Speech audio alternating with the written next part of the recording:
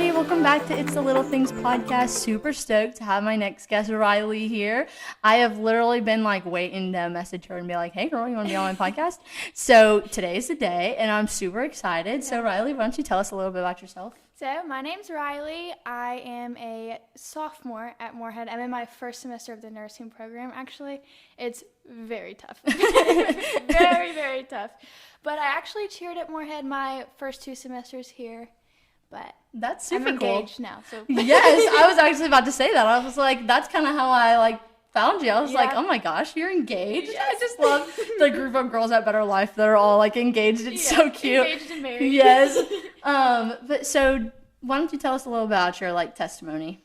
So it's very long, but it started about 4 years ago. I was in a relationship with a guy for about 2 years, and it started off perfect, as a relationship does, but then it quickly turned very toxic and very abusive.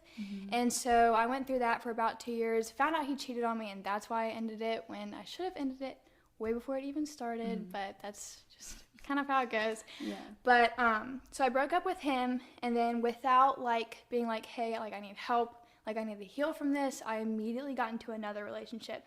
And in this relationship, the guy introduced me to partying. So I started to drink and that kind of stuff, and I noticed that if I get drunk, I don't feel the pain and stuff that I've been through. So I was like, awesome, this is how I'll cope with it. So I eventually just started burying and stuffing everything that I had been through, and I was just not gonna acknowledge it. If I don't look at it, it doesn't see me. I can't feel that kind of thing. So I started drinking, started doing that stuff, and I was like, well, this is bad, but I know that I'm not supposed to be doing it, but So he also ended up cheating on me. Oh. So I was like, well, breaking up with you. And then that's kind of when the healing started to happen, and that we broke up towards the end of my first semester here. So I started healing in that, and then I went to church once at Better Life in November. And then I just got busy with cheer and finals and that type of thing. So then I went home for Thanksgiving, Christmas break, because we got off in November for that. Yeah, that was the best. I know. I wish we could do that again. I'm waiting for Thanksgiving break, and I'm oh, I have to go back and take I finals. know. That's how I am too. But then, so I went home for that, and then that's when I was I know people who know Jesus, they feel good about themselves and they know everything. And I had gone to church my whole life. I knew who Jesus was. I knew he died on the cross. But I wasn't I wasn't a follower, basically. Right. I knew who he was. I was very lukewarm and that type of thing. But I had asked for a devotional from Altered State, because they have the cutest ones. Yes, it's just they do. the daily thing that you Yes. just go through. So I asked for one of those, got one of those, and then came back to Moorhead, did that every morning, and that's basically it. But then one night, I had a really good friend. Her name's Allie. She was in Cayo, but she's at the Cumberlands now. But she was super Christian. She went to church a lot. Her only music she listened to was K-pop and or Christian music. So she asked me one day, we were actually at a party that night, but she asked me the next day, she was like, do you want to go to church? And I was like, sure, why not? So then that was February 21st, and I think that was when I was wow, I've really been living my life wrong, because that day was when Pastor Daniel, he was in his third week of the relationship goals series, and it was basically the relationship with yourself, and it was talk about people pleasing. And I remember at the end of his sermon, he was close your eyes and picture God looking at you right now, and in my head God was just crying because of how depressed and full of anxiety and that type of stuff, because I'd also developed an eating disorder over this time, and I was just very, very broken and very just down about myself, and I lost it. I was bawling my eyes out in church. I looked at my friend, I was like, why am I doing this? I was like, why am I crying right now? So then we left church. Also, that Sunday was the first time I saw Mason. He was playing keys. I was like, Piano Boy's kind of cute. I don't know his name, so I'm not going to do anything about it.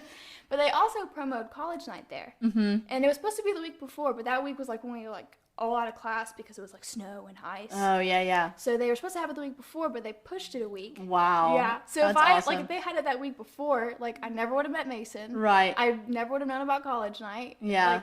So I talked to my friend after church that day, and she was like, it's completely normal to cry in church. Yeah. I was like, I thought church was supposed to be a happy place.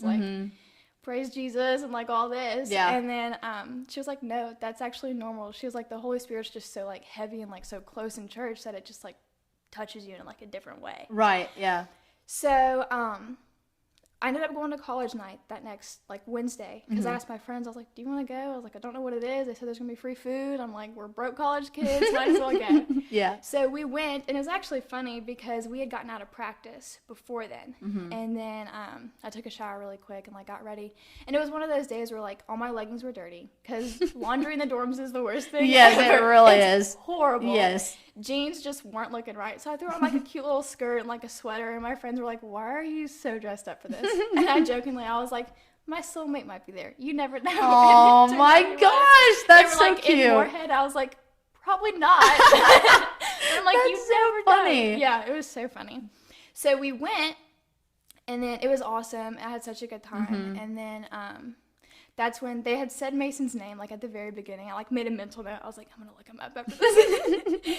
So I did that, and then he messaged me, and it was just like this whole thing. But I mean, it just happened. That's so cute. Yeah. I don't know. He found me on Snapchat too, and I was like, you're like a stalker because my Snapchat username is not my name, and it's also nowhere on my Instagram. That's funny. Yeah.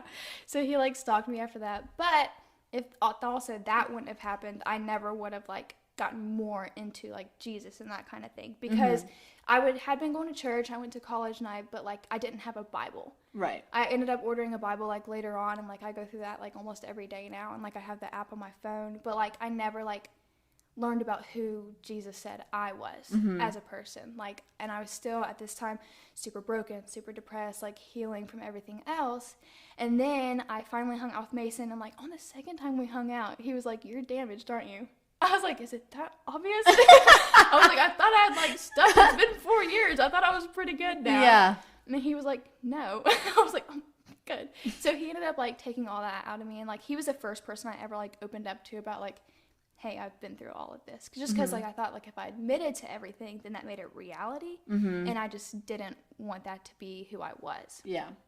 But he was like, sometimes God like puts people through things because then they can use that like as a platform. Yeah. So I was like, well, that's tough because I don't want to talk about it. Yeah. But here I am. So, Yeah. But he like just like worked with me, and like it was every day too. Like I felt bad for him. Like I was just like crying. I was like, here I am stuffing it down, and then 4 years later, I'm like, it's reopening, and I feel like everything's happening again. And he was just like very patient and very calm, and he was like, you're fine. It's gonna be okay. Read the Bible. Read what God has to say about you. Read who He says you are. And I was like, okay. So I've been working on that a lot, and then also like I still like have anxiety attacks sometimes.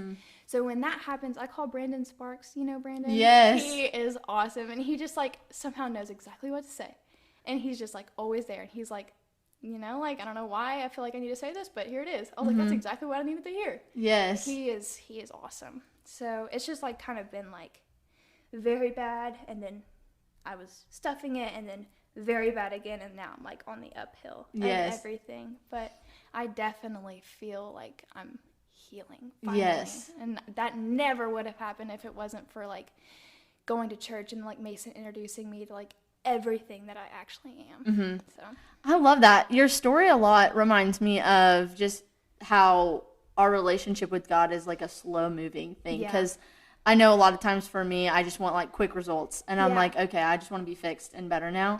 And a lot of times it's not like that at all. And it's just kind of a slow process. And sometimes it's frustrating because you're like, all right, like I believe in you, but like, can I feel better now? Like, can I just be healed again? But it's just so cool that how important like community has been around your life and your testimony. And I think that's awesome that you have so many people that you can go to for that. And I love that. Yeah, it's definitely not something I've been used to, because like I said, like when I started dating that guy, like I had like the same group of friends, like the second guy I dated, and they all partied. I was like, okay, like if I go, like I'll at least have them. So they were very much, hey, what are you doing this weekend? Do you want to go to this party? Do you want to come over to my house and drink this? I'm like, yeah. But like now I have these friends that are like, hey, do you want to come over and listen to Elevation's new album? I'm like, yes, I would love to. Yes. Like, do you want to come to Love is Red with us? Like, do you want to like go see Elevation's, they had like a live recording like over fall break that we went to. No way. Yes. That's so cool. Yeah. Oh my gosh. Well, that just reminds me of also how, I was talking about this the other day, how important it is to have people in your life. The people you hang out with is so important. And even if you're like, oh, yeah, they do that stuff, I'm not like that. I used to be like that. And I've been like that too. And I'm just like, that's not the case. Because my mindset is completely different when I'm around people that, like, go crazy and, like, aren't encouraging me to be in the Word versus people that are like, hey, like, we should do a Bible study, or hey, like, you want to do this with me, or I love that a lot, how it just is so important. And because a lot of times I feel like that makes me weak. I'm like, why am I relying so much on the people around me to help me? But doesn't make you weak. That makes you strong, realizing that you're able to do that. So I really like that a lot. Yeah, it's like that kingdom community. We were at Love is Red, and they were talking about, like, creating friendships and creating families within, like, the kingdom. And, like, I just realized, I was like, why? Like, I have that. Like, I've never had that before. Like I said, like, and I was always that person, like, early in high school, I was like, I'm never going to drink. I'm never going to go to parties. Like, I'm never going to, like, smoke. I'm never going to, like, drink and drive. Like, I don't drink and drive. Right. I never have. Like, that's awful. But I was just like, I'm not going to do that. I'm like, I know that's bad. Like, I know I shouldn't be doing that. I know that can ruin your life. But then here I was 2 years later doing all of that because I had been through so much that I just felt like that was what's going to help me. Right. Which, spoiler alert, it's not going to help you. Well, one thing that I've really thought about recently a lot is how hard, because for me, like, my love language and everything is, like, touch. And I'm actually, funny story, I'm actually all of the love languages, but touch is a big one for me. It's one of the biggest ones. But one of the biggest things for me is, like, sitting down and being like, okay, I know you're there, but, like, can you put, like, a hand on my shoulder? Can you touch me? Can you tell me, like, clingy. I get that. I'm like, can you give me a hug, dude? Because I'm really needing it right now. But obviously he can't do that. So wrapping that around that it's not something tangible that you can, like, have. Right. And that's what's hard about this world is there's so many tangible things that we can grasp that make us feel better at the time. Yeah. But in the long run, they're not it. And that's what's so crazy to think about is it's actually the tangible things that don't make us feel like that anymore. And so I think that's really cool to think about. Just it sucks sometimes because honestly I'm crying and, like, I'm upset and, like, can you give me a hug? Can you just comfort me and tell me I'm okay? But sometimes it's just kind of wrapping your mind around that he's there. Like, just tell yourself he's there. He is there. I know he's there. I might not be able to feel him. I might not be able to see him, but I know he's there. And that's such a big thing too, because I feel like people, like, start to get involved with Christianity and they start to pray and they start to, like, think that kind of stuff, but then they're like, but I can't feel him. And truth is, you won't feel him all the time, which is sucks. But, like, sometimes I wish he could just come sit down with me and just, like, put his arm around me and tell me it's gonna be okay. Yes. I'm like, but I know that that's not possible. But then you, like, open your Bible and you're like, he's here, like, he's with me all the time. And, like, he says I'm beautifully and wonderfully made, and like all of this stuff. I'm like, oh, that's pretty cool. Yeah, I love that a lot. I say that all the time, but I love that a lot. And, but I really just love the concept of actually just being like, just because I know a lot of times this isn't talked about at all, like how hard it is to have faith when you can't see him or feel him. Yeah. Because it's just like, just have faith. Like, just have faith that he's there. And I'm like, I do. But at the same time, I'm like, come on, man. Like, I don't, like you said, like, I want you to sit down and have coffee with me and tell me about all this. And but that's what's so great, thinking about how this is not permanent where we're at right now. Like, this isn't our permanent home. And I saw this quote or something on a t-shirt the other day that said, like, this isn't my home, I'm just recruiting people for my real home, or something like that. And I was just like, that's so true, because right now I'm so worried and so focused on, like, the stuff I'm going through now, and, like, I need help now. But that's not the case, because right now what I'm going through, like you said, gives me a platform to help people and to, like, share what I'm going through. And it is hard to talk about. But honestly, showing that it's so hard and showing that it's – because honestly, for me, sometimes when I hear people talking about stuff, I'm like, oh, you seem fine. Like, you seem like you didn't even, like, it obviously didn't affect you as much as it's affecting me. But I'm like, that's not the case. Because when you are able to talk about something, sometimes that doesn't mean you're completely healed from it. Like, I know some of the stuff I've been through myself, like, sometimes I can talk about it, not a tear in my eye. And then sometimes I'm full bawling and I'm like, oh my gosh, like, I'm so tore up about this. Yeah. And it's just kind of the time of day. And it doesn't mean I'm completely healed from it. It just means, like, he's still working. Yeah. That's so good. Yeah, like, that's like a big thing for me because Mason told me before I left. Like, I went to the church because I just came home today. But I went to the church. He wanted Lee's from Maysville, so I had to bring him that. But he told me, I was like, "Are you ready for your podcast?" And I was like, "Yeah." And then he was like, "Don't cry." I was like, "I'm not gonna cry today." I was like, "I'm good today." Yeah. I'm like, "But if you ask me next week, I might cry." Yeah. No, I love that a lot because literally last week's podcast, I like cried on camera and I was like, oh my gosh, that's so embarrassing. But then I was like literally talking about vulnerability and I'm like, that's not embarrassing at all. So, because I've always hated crying, like on the field, like if I got hurt, like if I cried, you knew something was wrong because my dad would come running out there and be like, what the heck is going on? But I just never cried. And after I got my concussion, because of my concussion, it made me more emotional. And I've realized like, and it was like a chemical imbalance in my head. So it wasn't even something that I was like, could control sometimes. But then sometimes I realized like, that's just all the years I built up this emotion of me not wanting to cry and not crying. And then all of a sudden I'm like crying all of it at one time. And I'm like, wow, like I'm really feeling it now. Yeah. I feel like that's a big reason why when Mason first like drug everything out of me and was like, just tell me what you've been through and like all this, why it was so hard for like such a long time. Because like you said, I had like stuffed it down and it was just like built up emotions that I hadn't let out yet. Yeah. And I cried uncontrollably. Right. For so many days in a row. Like my eyes were swollen every time I woke up, like headaches. Yeah. Like, oh my gosh. Yeah, I know. It almost feels like it's never going to get better and you're going to be sad forever. But I know for me, it feels so much better to talk about it, like so much. And it sounds so cliche, but I promise it feels so much better. It really and like the crying is overwhelming sometimes. I'm like, I don't want to cry, but I'm like, it's so crazy how once you actually start talking about this stuff and you actually get it off your chest, you're actually able to then start healing. Yeah. But the whole time you're pushing it down, you're not able to heal ever. And you're never able to actually fully completely accept what God is trying to do in your life if you're not willing to let him help you. Yeah. And so like for me, when I shut down my emotions, that's me saying I don't need help. And so he's like, no, I need you to break down. And I think that's 100% why he has like put me in the situation I'm in, because he's like, oh, you need something to stop your world. You need something to shake you up a little so that you can like feel what I'm trying to do in your life. And like I've told my dad 100%, like I never think if I would have never been through what I've been going through recently, like I don't think I would have been able to stop and be like, holy crap, you've been trying to work in my life this whole time. Yeah. Like you've been literally just shining this light on me for so long and I've just been blinded by it. And now all of a sudden I'm like, holy crap, you're talking to me. Yeah. You're not talking to the people around. Like you're talking to me. Yeah. So I really like that a lot. That it kind of just reminds me of like, breaking down is important in the healing process. And like, and I know like crying is seen as like a girly thing, but I really think it's honestly not at all, because when you think about it, like in the Bible, so many men cried. Jesus himself wept. Yeah. And so I'm like, it's not a girly thing. It's an emotional thing. You just need to let it out so that you're able to actually heal from what you're going through.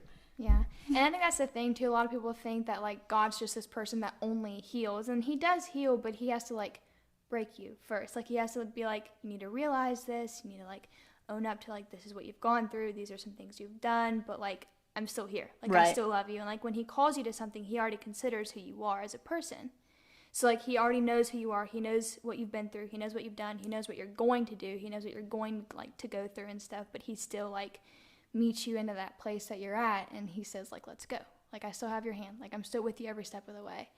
And so he's just, I don't know, he's good. I know, he's so good. And sometimes it's hard because I just want to, just like when you get in an argument with like your parents and you just want to like, sometimes you just want to yell and you're just like, stop, you don't know better than me. Like I don't care how old you are, you don't know better than me. Yeah. And then I'm like, later on I'm like, oh my gosh, and Dad, don't put this to your head, because I know it's going straight to your head right now. But my mom. I know, I'm like, don't listen to this part. But like, they do know better. They've experienced much more than we have. And for one thing, God has literally been here since day one, before day one even was a thing. And so he has all knowledge, all experience, and we're going to sit here and like read the Bible and be like, whatever, I'm going to do this my own way. Like I'm not going to break down. I'm not going to let you I'm not going to let you break me. And I'm like, and the thing is like, I've never seen him as being this like evil, like, oh, you're doing this to me just to get under my skin. Like, no, he's literally doing this to benefit you. And that's just like when parents when you do something wrong and they discipline you, it's the same concept, but on a much greater scale. And so I just am like, you know what, you're right. Like, you're punishing me because you're wanting me to see the bigger picture. And because we're so immature, like, as humans, obviously, like, we're just unable to see, like, the bigger picture on, like, why he's doing what he's doing. And I just love that. Yeah. That's, like, it reminds me of my mom. When I was little, I used to, like, make little, like, YouTube videos, like, vlogs on my iPod. Like, there was one time I put, like, a flower in my hair on my front porch and said I was in Hawaii. And I, like, begged her to let me start a YouTube channel. And she was like, no. And I got so mad at her. But looking back now, I'm like, it's a good thing you didn't let me do that, because those videos would be out there forever and I'd be so embarrassed. Yes. And that's, like, the same thing with God. Like, he's not ever going to be, like, he's not ever going to tell you no on something that would have benefited you in the long run. Right. And, like, I feel like with mine and Mason's relationship, if he had come into my life 6 months earlier, we would have been broken up by now. Right. Because I wasn't willing to, like, let anyone into my life like that. And I wasn't willing to, like, be healed yet, which is stupid of me. But, like, I wasn't ready for any of that yet. So I've thought about that too. The whole concept of, like, what you're going through is, like, if this would have happened to me, blah, blah, blah, how many years ago or months ago, like, I would have treated it very differently. And it's so crazy to think how he specifically places situations in our lives, like, at a certain time. Yeah. And so it's so crazy how he has everything planned out, because sometimes it feels like it's like, oh, it's one thing after the other. Like, why am I going through this and this and this all next to each other? But there's a reason behind it. Like, he's like, oh, I'm putting you through the ringer right now so that when you do go through something, like, just a little bit worse, you're going to be like, oh, this is nothing. Yeah. Like, this is nothing to me. Like, I've already been through something much worse than this, and I can handle this, and I'm going to, like, God's going to help me through this. Yeah. It's such good timing all the time. And, like I said, with, like, college night, it was supposed to be the week before, but if it was the week before, I wouldn't have known about it. Right. So I never would have went. Like, it's such, like, perfect timing, and, like, you can never, ever, ever, ever, ever convince me that it's not his timing and his plan and, like, his will for our lives, because it works out so perfectly with our life. Like, that's another thing, too. I wasn't even going to come to Moorhead. Oh, like, wow. I'd applied to Moorhead, been accepted to Moorhead, but I also applied to Kentucky and been accepted to Kentucky, but I was going to try out for cheerleading there. And I did try out, but that's a long story. Anyways, their coaches ended up getting fired, like, a few months before I was trying out. And they got a new coach, and they kind of wanted nothing to do with their previous coaches just because of, like, the reasons they got fired. And so I worked for one of the coaches for, like, 2 years. Like, I cheered on his all-star team in Lexington, and then I coached alongside of him. So I convinced that's why I didn't make it. She told me my claps were too low. I'm like, it's okay. But, like, if I had gone to Kentucky, like, I wouldn't be sitting here right now. I wouldn't have gotten saved. I wouldn't have gotten baptized. I wouldn't have, like, known about Better Life. I wouldn't have known Mason. I wouldn't know the friends I have right now. Right. Like, there's just so many things. And, like, at that time, I was like, why? Yeah. I was like, why am I not good enough? Why did I not make it? And, like, now I know that, like, if I would have been there, I never would have been here. Right. So. I love that a lot. It's so crazy. I know Tate and I talked about this too, but how, like you said, like, he placed you in this specific time in this specific place for a reason. And it's crazy to me thinking about, like, Moorhead, Kentucky. That's such a random small place. Yeah. But it has made such an impact on me that never in a million years would I have gotten in Texas or Arkansas or anywhere I've lived. And so it blows my mind that such a small place had such a huge impact on me. Yeah. Like, such a small place has such an amazing church like Better Life. That blows my mind. Yeah. Because, like, at worship night, he was like, places aren't doing this anymore. And I'm like, I would have never had this if I was going to church in Texas. Like, none of the churches I've been to have ever been like this. And I literally, like, just is like, oh my gosh, I could not have had a better church and, like, group around me during anything I've been going through the past like year and a half. So it just, like, blows my mind that it's so he's so particular about what you do and what you're going through. Yeah. Like, it literally blows my mind. 'Cause, like, then I think about, like, if I had even started cheerleading in the first place, would I have been at Moorhead? Would I have, like, decided to go to UK either way? Like, would I have just gone to community college in my hometown? Like, so, like, back even, like, in 3rd grade when I started cheerleading, he was already, like, working me up to meeting my future husband and working me up to, like, getting to know him and, like, all this stuff. Even when I was 8 years old, right, playing Webkins, like, with my American Girl dolls and, like, that kind of thing. Yeah. And like he works like so early, like even before then, like I think it's so crazy. My mom didn't find out what I was like when she was pregnant with me. She didn't know if I was a boy or a girl. But my brother like made me a Build-A-Bear that was a blue and white like cheerleader. Oh. And I'm like, so even before then, I'm like, you knew I was going to be a cheerleader, and you knew that's the reason I was going to end up in Moorhead and end up in Better Life and end up like sharing like my testimony, and, like opening up about all this stuff. So like I just think it's so awesome how like even from day one, he's like, this is the plan I have for you. Yes. I love that. Yeah, I like it a lot. Okay, so before we have to close out, we didn't get the chance to ask you the big question here because we kind of got carried away. So the big question is, I kind of feel like I know the answer, but I'm going to ask you anyways. Okay. So is there somebody or something that has made such a difference in your life, and like how have you been able to use them to help your relationship with Christ? I would start with obviously Mason. Yes. Because he is the one who is like, hey, read this, and like just handed me the Bible, and like he would send me Bible verses every day. But then it started with Better Life. Better Life introduced me to him, and then he introduced me to like Brandon and Tate and like Caleb Hall and like all of them, like Audrey and them, and like that's the reason I continue. And like Josh and Sadie, I didn't want to leave anybody out. But me and Sadie actually have the same birthday, and we met like a few months ago when she first started dating Josh, and I was like, oh my gosh, we're like the same person.